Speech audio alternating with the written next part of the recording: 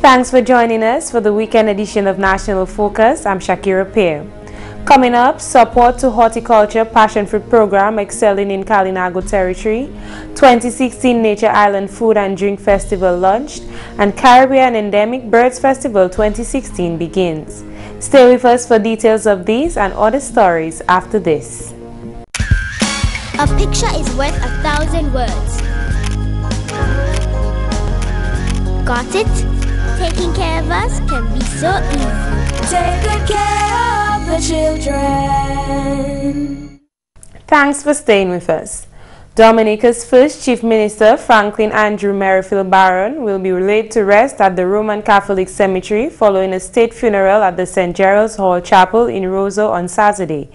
Mr. Barron passed away on 9th April 2016 at the age of 93. He was laid in state at the State House Conference Center on Friday, 22nd April. The first Chief Minister was born in Portsmouth and was educated at the Portsmouth Government School, the Dominica Grammar School, and St. Mary's Academy. He was involved in the first export of bananas after World War II, after he joined his father's import-export company, A.A. Barron and Company, as manager. Former Chief Minister Barron was also a founding member of the Dominica Banana Growers Association. In the 1940s, he served on the Roseau Town Council and won the Roseau Southeast seats in the 1954 and 1957 general elections. When the ministerial system of government was introduced in March 1956, Barron was made Minister for Trade and Production. The next year, he founded the United People's Party and formed the government. In constitutional changes resulting from the 1959 Constitution, which came into effect in January 1960, Barron became Dominica's first Chief Minister and Minister for Finance. When the Dominica Labour Party won the general elections in January 17, 1961, Barron lost his seat. He quit active politics and returned to business, tourism, and real estate. He remained active in the community, however, and was the prime mover in the Rotary Club's construction of a psychiatric unit to replace the outdated St. Luke Psychiatric Home. The first Chief Minister served as High Commissioner to the Court of St. James, London, and was Ambassador to the UN, OAS, and the US. Barron lives to mourn his wife, Sibyl Barron, and 8 children, including Minister for Foreign Affairs and CARICOM Affairs, Francine Barron, and former parliamentary representative for the Soufrière constituency, Frederick Barron. The laws and protected areas to help conserve the Caribbean birds is the highlight of this year's Caribbean Endemic Birds Festival 2016. This year marks the 13th year Dominica is joining in the celebration of the festival since it began in 2001. The festival is observed throughout the Caribbean from Earth Day to April 22nd to International Biodiversity Day, May 22nd, under the theme, Spread Your Wings for Bird Conservation. The Honorable Minister for Agriculture and Fisheries, Johnson Drago, during his address in observance of the month's activities, encouraged the protection of our endemic birds, especially after the negative impacts of our island from natural disasters. It would be beneficial to observe more than ever all sections of the Wildlife Act, which in a nutshell demands that we do not hunt in protected areas, nor during closed seasons. Furthermore, respect other sections of the relevant laws, which warns against disturbing the young and eggs in their nesting areas. Keep yourselves informed concerning the Wildlife Act, the Forest Laws, and National Parks and Protected Areas Act. Strictly observe what wildlife can be and cannot be hunted during the open season. The Cicero and the jackal parrot are 2 endemic species which should never be captured or interfered with in the wild. These 2 specially protected endemic birds are of great national importance since 1. The Cicero parrot is Dominica's national bird and is on the coat of arms, and 2. Both the jackal and Cicero parrot are endemic to Dominica. Over the years, the Forestry, Wildlife and Parks Division has organized and executed a number of activities geared towards increasing public awareness and sensitization of the need to observe laws and regulations designed for the protection, conservation and well-being of birds. This year's program includes field trips to birds' habitats and acquiring knowledge pertaining to birds, management and sustainability, birding with Petit Savane, Mao and Kolibistri primary schools, a presentation on the ongoing research on the purple-throated hummingbird, and the interaction with the two Haliconia, species of Dominica. The program also includes the annual hiking and birding trip with the hiking club of the island, a coral pitch competition with the 4-H clubs, and the popular boat trip to Pointe des Faux to view breeding colonies of seabirds. The Honorable Agriculture Minister urges the general public to participate in the activities organized by the Forestry Division. You can also play your part by informing yourselves on Dominica's bird conservation laws, the endemic and special birds in Dominica, and how they are protected by the conservation laws.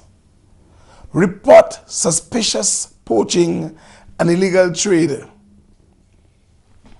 and participate in any activity to enhance habitat or protected birds in your community, such as a site cleanup or tree planting. Let me take this opportunity to thank the Rare Species Conservatory Foundation based in Florida, the Ministry of Education, the local private sector, and the media for the continued support for Dominica's effort at conservation and natural resource management. Government continues to identify cash crops and assist farmers to maximize production by providing inputs and technical assistance for their farms. One such crop is passion fruits. Growing passion fruits as a way of life is proving to be fruitful for at least 35 farmers in the Kalinago Territory. These farmers were trained and given technical assistance from the Ministry of Agriculture under the Support to Horticulture program. On Wednesday, the Agriculture Division toured passion fruit farms in the Kalinago Territory to see their progress firsthand. Jason Bruno is the coordinator of the Support to Horticulture program in the Division of Agriculture. This program has been implemented over a 5 years period. We have crops such as dasheen, yams, sweet potatoes, tanya, ginger under this program. And basically what we are looking for is farmers who have registered farm. That means that they have a produce seller ID for their particular farm and they are interested in growing the particular crops, and we work with them. We set targets with them and we support them with inputs. The program, which started 3 years ago in the Kalinago Territory, was initially unsuccessful. Access to planting material was cited as one of the hindrances to productivity of farmers in the area. The Support to Horticulture program solved this problem by investing in one farmer who is responsible for propagating and providing farmers in the area with seedlings. The staff of the Ministry of Agriculture, they gave me shade netting, all right, so I could, and also they supplied the plastics which I could use to produce the seedlings for the farmers. And the farmers came to me, they got the seedlings free of charge from me, and the feedback I've been getting from the farmers is that the seedlings are very good, and anytime I meet them on the street they tell me, well, you know, the seedlings did well for them and they are producing passion fruit all now. Nicole says there are plans for even further expansion so he can more adequately provide seedlings as demanded by the farmers in the territory. In order to qualify to be in the program, one must agree to plant no less than half an acre of the fruit and must also be certified as a farmer. Currently, farmers in the Kalinago Territory have planted 16 acres of passion fruits and are planning to expand. Raphael Geist, who has been a farmer, carpenter and tour guide, says he is happy to be planting again. The passion fruit farmer says he planted the crop in the 1980s but stopped to pursue other professions. Now that he is back planting passion fruits, he says he would have it no other way. I choose to come back to farming and into passion fruit because I saw that it was an ideal way for me to make some income, maintain my family, and to have a peace of mind that nobody owes you money, that when you do work, you work for yourself. This is not my first plot. I have a second plot coming on stream as well, and as you can notice, the fruits are coming in, and hopefully that maybe before you leave here today, you will enjoy maybe one of my fruits. He has 2 plots planted and encourages young people to get involved in this type of farming as it is very lucrative. Go into passion fruit. It's an easy crop to grow, and like agriculture, it do have a lot of work, but it's an easy crop to take care of, and it gives you good yield, good returns. The Aid Bank has concluded its 3-day training workshop to assist business development officers and project officers to manage for development results, or MFDR. 28 participants from a cross-section of business support organizations in Dominica formed part of that program. These included the Ministry of Tourism, the Ministry of Trade, the Ministry of Commerce, Enterprise and Small Business Development, the Cooperative Division, Dexia, Basic Needs Trust Fund, Lifeline Ministries, and the Local Government Department, among others. Martha Abel was one of the 2 facilitators of the workshop. The MFDR concept was developed to satisfy the banks and donor agencies with evidence that public funds have led to sustainable results, that transparency and sustainability are enhanced through emphasizing outcomes and higher level change and the need for evidence of change, to enable identification of what works and what does not work, lesson learning to inform planning and improved outcomes. In conclusion, it is hoped that the vision of the Caribbean Development Bank, the donor agencies and the Aid Bank will be realized to the extent that the country produces projects which have sustainable results and will contribute to the achievement of its developmental goals. From the onset, workshop participants expressed great enthusiasm. At the beginning of the workshop, they were asked about their expectations. Everyone indicated their desire to learn the new concepts and be able to apply that learning in their respective working environments. Participants also expressed satisfaction that the workshop met their expectations. Nevertheless, discussion was held on stakeholders analysis, where are we, problem option analysis, where are we now, what are the problems, logical and results framework, where do we want to be, how will we get there. We also looked at managing risk, and one of the #1 quote that caught my attention was that always look for the killer risk, the risk that will kibosh the project. Whatever kibosh is, we'll discuss that further.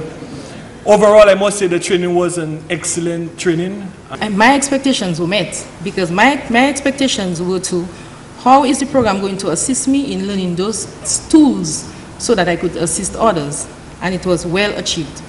One of the things I noted at the training was if the logical framework, which was one of the steps involved in the whole idea of developing the project, if you get it wrong from the beginning, then your indicators and your targets will be wrong. So you have to get it right from the beginning. So that's one of the critical things which struck in my mind. The training workshop was held in collaboration with the Caribbean Technological Consultancy Services and the Caribbean Development Bank. You're watching National Focus. More when we return. I had a bleeding disorder that I did not know about, and they had to be transfusing me continuously. I got 56 units. Being there at the blood bank I was like, yo, I'm actually saving someone's life. You never know when you can go. Give blood. I have done it, and believe it or not, it don't hurt. I won't be scared. I'll give. You know you're gonna give blood. I'll make sure she does. Sit down at the blood bank in a comfortable environment for 45 minutes. Helping people. You are stimulating your body to make brand new cells. You get free cookies, you get juice. Glad to know your blood group. Feels good. I felt as a better person. It's a good thing to be alive, and I can thank God that I'm there and I'm enjoying life.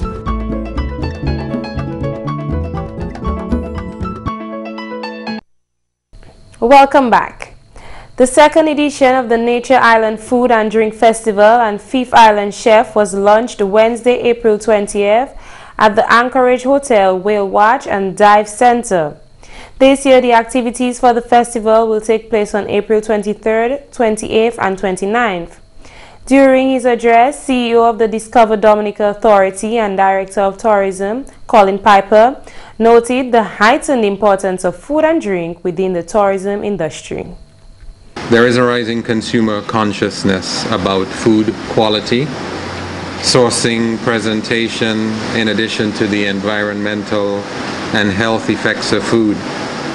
Along with this consciousness, we see an increasing interest in celebrity food contests, etc., available through television such as the Food Network and even online and on social media.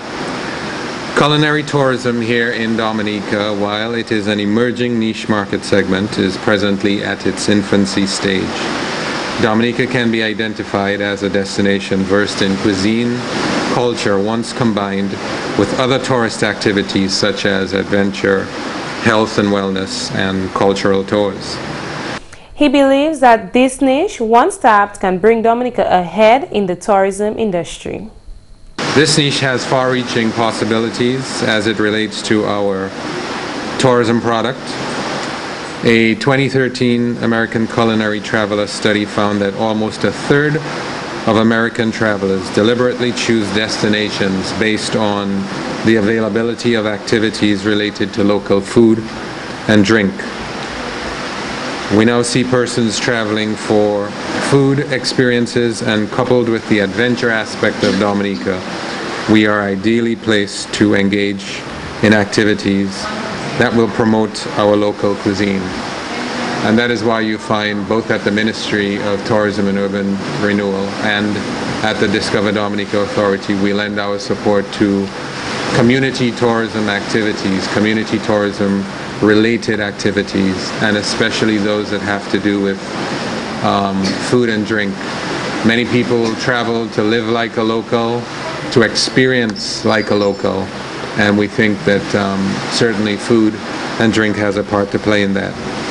The CEO of the Discover Dominica Authority pledged his organization's support to the festival. The Discover Dominica Authority therefore endorses the Nature Island Food and Drink Festival and all the activities therein. This event is growing each year, and with the continued support of the public, the sponsors, and especially the media, this event can have far-reaching benefits and potentially entice regional and international visitors to our shores for a cuisine experience.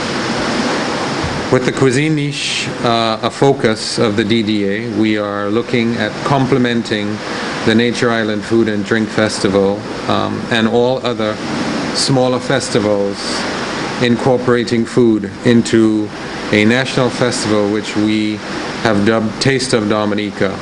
And Taste of Dominica will be featured, it will be featured for the first time this November. This event, we hope, will bring together all Dominican culinary delights in one calendar of activities along with the Nature Island Food and Drink Festival. Let's now join Mervyn Matthew for a recap of this week's headline stories.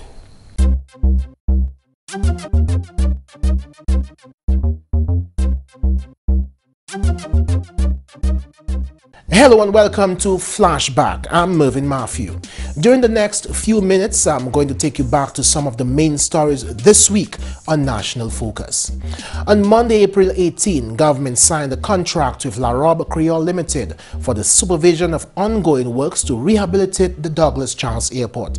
Permanent Secretary in the Ministry of Public Works, Kendall Johnson, signed on behalf of government.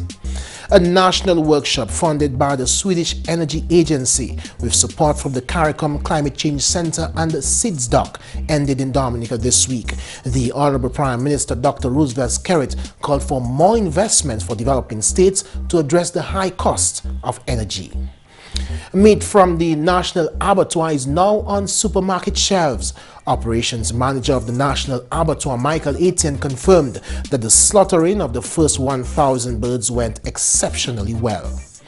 Pro-Vice Chancellor and Principal of the University of the West Indies Open Campus, Dr. Luz Longsworth, pledged the UWI Open Campus's commitment to work with government and other sectors in Dominica. Dr. Longsworth, addressing the 2016 recognition of graduates ceremony of the UWI Open Campus Dominica, vowed to ensure that Dominica's enrollment rate in higher education increases rapidly. The Ministry of Information, Science, Telecommunications and Technology, in collaboration with the International Telecommunications Union and the Commonwealth Telecommunications Organization, hosted a national consultation to develop a broadband strategy for Dominica. The four-day discussion was held under the theme Key to ICT and Sustainable Development. Also this week, the Aid Bank held a three-day workshop in collaboration with the Caribbean Technology Consultancy Services on managing for development results. The sessions targeted business development officers and project officers of business support organizations in Dominica. The Honorable Minister for Commerce, Enterprise and Small Business Development, Rosalind Paul, described the initiative as timely and relevant. Dumbfesta 2016 is set to be bigger and better than ever. The National Cultural Council and the Cultural Division held the media launch for the 33rd Dumbfesta celebrations at the Old Mill Cultural Center on Tuesday. Dumbfesta Dominica Festival of the Arts is organized by the National Cultural Council and the Cultural Division. Chief Cultural Officer Jacinta David indicated that the aim of Dumbfesta is to showcase Dominican talent. Dominica has joined Venezuela in celebrating 206 years of political independence. To mark the event, an official ceremony was held at the Simon Bolivar Square in Goodwill on Tuesday. Government officials and members of the diplomatic corps laid wreaths at the feet of the statue of Simon Bolivar. 12 storms have been named for the 2016 hurricane season, 5 of which are potential hurricanes. Disaster Risk Management Specialist and consultant within the Office of Disaster Management, Cecil Shillingford, advised the general public to begin preparations for the season.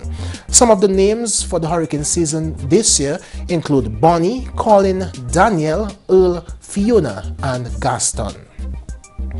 The Honorable Prime Minister Dr. Roosevelt Skerrit traveled to the Soufriere constituency on Wednesday and got the opportunity to dialogue with residents. The Dominica leader took the opportunity to present a check of $597,000 to the Soufriere Village Council for housing. And Governor General of the St. Lucia, Her Excellency Dame Paulette Louise, knows a bit more about the nature island, its infrastructural development, as well as the impact of Tropical Storm Erica.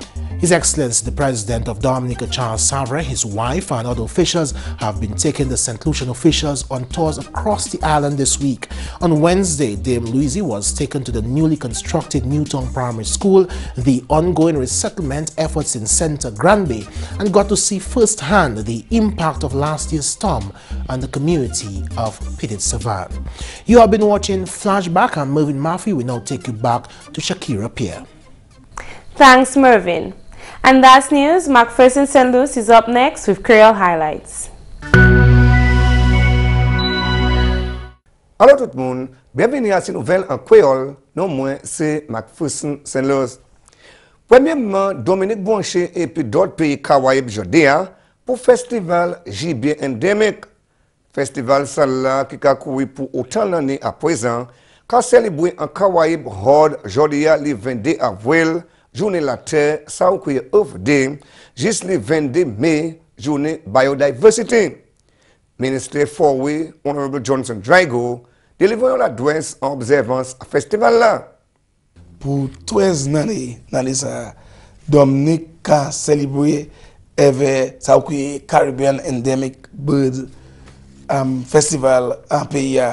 Nous avons célébré ça à une manière pour mener plus knowledge et plus awareness par peuple là qui nous pour protéger ces zibia nous un pays qui voit ces zibia qui sont nous-mêmes qu'on savent nous ni chiseru parrot là qui yon ces zibia qui ou ça joindre Nikita Dominique et puis nous aussi ni ça que Jacques parrot là qui ont c'est on dit bien qui vous a joué Nikita Dominique et ben ça fait dirigeant Forway yo ka travaille bien pour protéger ces IB ça yo ka fait toute research à ces IB ça et ben nous privé content qui une organisation en Florida qui aide nous en ça yo ka mettre l'argent Dominique pour aider nous pour faire ces research là nous méritons faire pour protéger ces IB ça et ben nous bien contents pour ça. Si l'on ministre Drago, plusieurs activités qui prennent place pour le festival là. Dans ça, il y a une activité qu'on il y a une field trip pour aller là ces IB ça y est habitat yo. Il y a aussi un trip Bocanot en place là il y a des fonds de fou attend les monde qui fait un voyage en la mer pour mener aller aux eaux. Il y a toujours parlé de fond de fou style là et bien là il y a plusieurs zibiers qui passent là puis ça peut nest avant aller à so maïlidio et puis qui font trip pour mener monde là il y a ni aussi ça peut un choral speech là il y a ni ça fait un 4H club qui vient ensemble puis ça parler contre ça fait zibier à Dominique mais à une manière qui est une manière poétrie. You can faire ça as a speech. Et bien, you can d'autres activités pour recognize juste ça. Autre nouvelle, travail pour dredge live tout pour basse avion Douglas Charles qui prend place. Parole ça sorti au General Manager d'ASPA Benoît Badwell. Nous avons fait travail à basse avion comme que nous avons dredge live parce que vous connaissez le problème nous tenons la live était descend était terminal là so nous aller 5 pieds quand était live so si tout le monde nous taper au l'eau la pluie plus de l'eau live passe nous pas que ça ni problème ça encore nous fait ça par terminal là, nous faisons ça en haut, en Lavia, pour nous ça, dresser ces problèmes-là, nous expériencer assis bas avion. Avec projet assis avion qui continue, avec nous poser comme que pour Jean, tout projet qui fait, avec nous pousser contracteur pour ouais, si tout business a fait pour temps ça, parce que vous savez, en mangeant, c'est temps pour cyclone avec ces qualités de ça, nous voulons tout business fait assez travailleur à faire.